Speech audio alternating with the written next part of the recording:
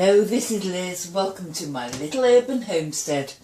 I'm still living off my pantry. We had a lovely meal last night, and I can't remember the subscriber that mentioned about how I froze sweet corn on the cob. Just on the cob, left covered by its leaves and froze it.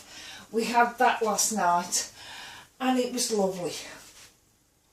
So yes, that's definitely the way that I'm going to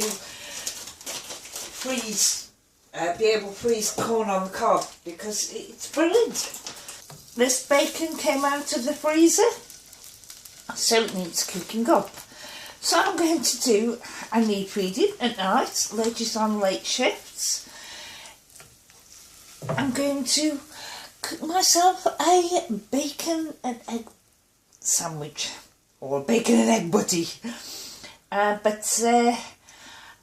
only need a couple of slices of bacon, but I'm going to cook all the bacon because tomorrow I'll be doing a crock pot meal. So it's there, slowly cooking away until I come back from the doctor's, so I don't have to stand cooking. Just cooking some bacon up now, and I will, as soon as this has shrunk a bit and there's room in the pan, I'll put the other two pieces in. As you can see, there's just one meal there cooking, a couple of pieces of bacon and an egg.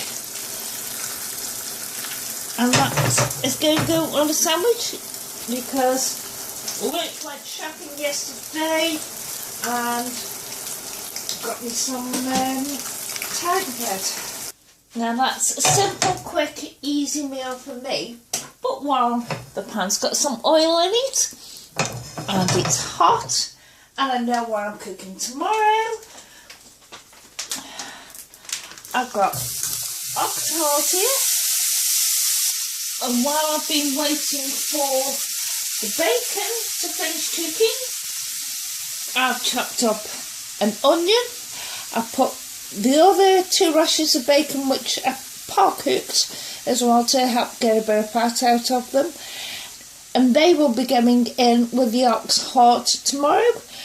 And so I'll show you then. But use my time. Potter in the kitchen. Just for me, so there it is. Quick, easy, simple bacon and egg sandwich and the start of tomorrow's tea. Bye!